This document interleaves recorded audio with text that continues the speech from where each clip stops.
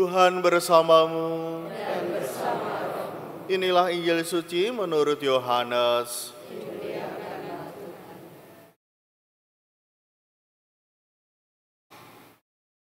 Dalam perjamuan malam terakhir, Yesus menengadah ke langit dan berdoa bagi semua murid-Nya.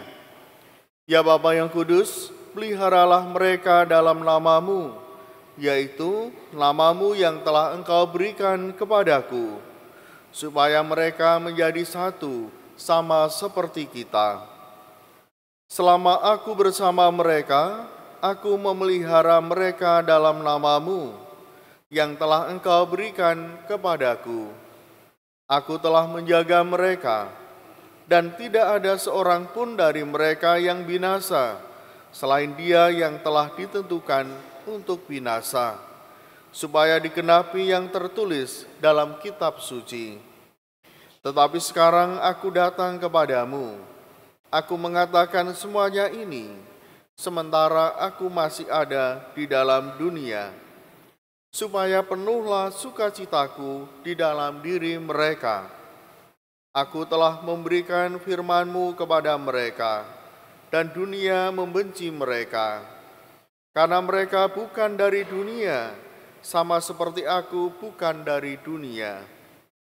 Aku tidak meminta supaya Engkau mengambil mereka dari dunia, tetapi supaya Engkau melindungi mereka dari yang jahat. Mereka bukan dari dunia, sama seperti aku bukan dari dunia. Kuduskanlah mereka dalam kebenaran. Firman-Mu adalah kebenaran. Sama seperti Engkau telah mengutus aku ke dalam dunia, demikian pula aku telah mengutus mereka ke dalam dunia. Aku menguduskan diriku bagi mereka, supaya mereka pun dikuduskan dalam kebenaran. Demikianlah sabda Tuhan.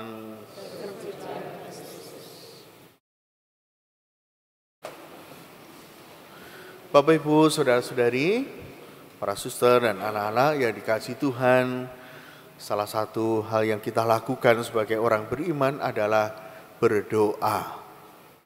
Doa adalah komunikasi dengan Tuhan, karena Tuhan kita imani sebagai Allah yang hidup, bukan Allah yang mati, bukan Allah yang sangat jauh, tapi Allah yang hadir dalam hidup kita.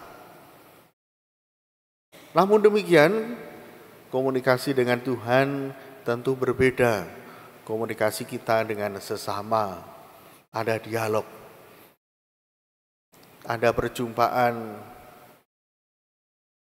secara fisik. Tapi karena Tuhan tidak kelihatan, maka perjumpaan kita dengan Tuhan adalah perjumpaan yang suasananya tentu saja berbeda, ya. Perjumpaan yang sifatnya pribadi. Maka dialognya, pembicaraannya pun adalah pembicaraan pribadi, dari hati ke hati. Maka doa juga hening, doa juga pembicaraannya itu dari hati ke hati. Berbeda dengan perjumpaan fisik, ya. Tapi meskipun Tuhan tidak kelihatan, tapi kita bisa berbicara melalui doa kepada Tuhan. Dan dalam doa biasanya kita juga memejamkan mata untuk lebih menyadari bahwa Tuhan hadir dalam diri kita, di hadapan kita. Nah, Bapak, Ibu, saudara-saudari yang dikasihi Tuhan, siapa yang mengajarkan kepada kita berdoa? Ada yang mengatakan, oh, di sekolah diajarkan. Saya yakin kalau di sekolah Katolik, anak-anak mendapatkan pelajaran doa secara Katolik. Tapi di sekolah yang lain, ada seorang anak yang ketika sudah sekolah, kemudian diajak makan bersama, dia langsung berdoa dengan mengucapkan kata-kata, tidak membuat tanda salib. Juga di lain kesempatan, padahal ini keluarga Katolik. Lalu orang tuanya bertanya, mengapa kamu langsung berdoa, tidak membuat tanda salib seperti yang kita lakukan? Anak itu mengatakan bahwa di sekolah diajari begitu. Ya. Karena anak-anak ya mengikuti apa yang diajarkan oleh guru-gurunya. Dan dia juga melihat teman-temannya melakukan hal yang sama. Karena memang guru dan temannya bukan Katolik. Jadi cara doanya berbeda. Rumusan doanya juga berbeda. Memang apa yang dikatakan, apa yang disampaikan bisa saja sama. Tapi tata cara rumusan doanya juga berbeda. Nah, Bapak Ibu, saudara-saudari yang dikasihi Tuhan, kelihatannya sederhana. Namun kita punya kebiasaan tertentu, tradisi tertentu, cara doa tertentu sebagai orang Katolik. Misalnya dengan mengawalinya membuat tanda salib, hal yang sederhana. Nah, maka dari itu Bapak Ibu saudara-saudari, sejak kecil memang orang tua sudah punya tugas untuk menjadi guru iman, ya. Guru yang mengajari anak-anak bukan hanya mengenai isi iman, tapi juga ungkapan-ungkapan iman, termasuk di dalamnya adalah berdoa. Hal yang sederhana. Saya melihat seorang anak kecil dengan kusuk berdoa. Anak kecil kalau sudah berdoa, dia kelihatan sangat damai begitu ya. Dan seringkali juga wajahnya lucu. Karena kadang-kadang berkata-kata sendiri. Kadang-kadang diam, serius. Kadang-kadang juga tersenyum sendiri. Saya lihat anak ini luar biasa. Saya tanya, apakah kamu biasa berdoa? Iya. Dengan siapa berdoa? Dengan orang tua. Wah, itu membuat saya rasanya bersyukur. Bersyukur karena anak ini hidup dalam tradisi keluarga Katolik. Ada doa bersama. Dan itu masih dipertahankan. Hal yang kelihatannya sederhana.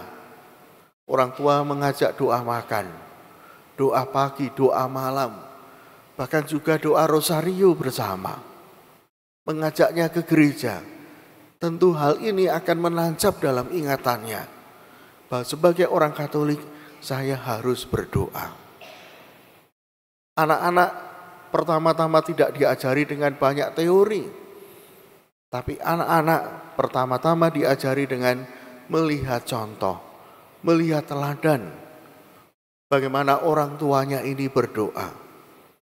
Dan apalagi kalau anak juga mendengar orang tuanya berdoa. Tidak mengajak berdoa, ayo kita doa makan. Tapi kemudian doa dalam hati ya. Hanya tanda salibnya saja yang diucapkan. Lalu isi doanya itu diminta untuk terserah ya, sesuai dengan keyakinannya masing-masing. Mau doa panjang, mau doa pendek ya. Ada yang doa kemuliaan saja, ada yang Salam Maria, ada yang Bapa Kami, sehingga selesainya tidak bersama-sama. Maka anak juga perlu mendengar bagaimana orang tuanya berdoa, bagaimana kakaknya berdoa, bagaimana juga adiknya berdoa. Karena doa yang mereka dengar itu akan diingat itu kadang-kadang juga akan diulangi oleh anak-anak untuk didoakan lagi. Kalau dia mendoakan temannya, kalau dia mendoakan orang tuanya. Jadi pelajaran doa pertama adalah dari keluarga. Nah, Bapak Ibu, saudara-saudari yang dikasihi Tuhan, dalam bacaan hari ini kita juga mendengarkan bagaimana Tuhan Yesus berdoa untuk para murid-Nya. Bagaimana para murid mendengar Tuhan Yesus ingin agar Bapa melindungi mereka, menjaga mereka.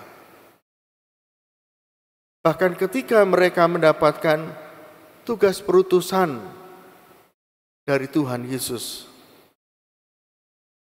Bapa diminta untuk menjaga mereka, terutama dari yang jahat. Nah, doa-doa seperti ini pasti akan dikenang, doa yang indah dari Tuhan Yesus. Jadi para murid tidak hanya melihat Tuhan Yesus berdoa, Tuhan Yesus menjauh dari keramaian, kemudian berdoa, tapi juga mereka mendengar apa yang didoakan oleh Tuhan Yesus. Bapak Ibu, saudara-saudari yang dikasihi Tuhan, tampaknya sederhana ya. Tapi doa ini bisa menjaga iman kita. Mungkin pengetahuan iman kita sangat terbatas, tapi karena tekun berdoa, karena kita punya kebiasaan berdoa, maka iman itu tetap akan kuat. Iman itu tidak akan goyah oleh godaan apapun, oleh tawaran apapun. Maka Bapak Ibu saudara-saudari, untuk menjaga keluarga, orang tua sudah bekerja keras ya, untuk melindungi, untuk membesarkan anak-anak, dan juga membuat anak-anak sejahtera, membuat anak-anak bahagia. Semua kebutuhannya dicukupi, diajak pergi jalan-jalan, diajak makan, tapi jangan lupa ajaklah mereka berdoa. Kalau kita mendoakan mereka, kita saling berdoa, saling mendoakan, berdoa bersama, maka apa yang Tuhan Yesus ajarkan itu juga kita lakukan. Bukan hanya kita melihat, tapi kita juga melakukannya. Karena dengan demikian Tuhan Yesus juga hadir dalam keluarga kita ketika kita berdoa. Berkat Tuhan menyertai kita. Amin.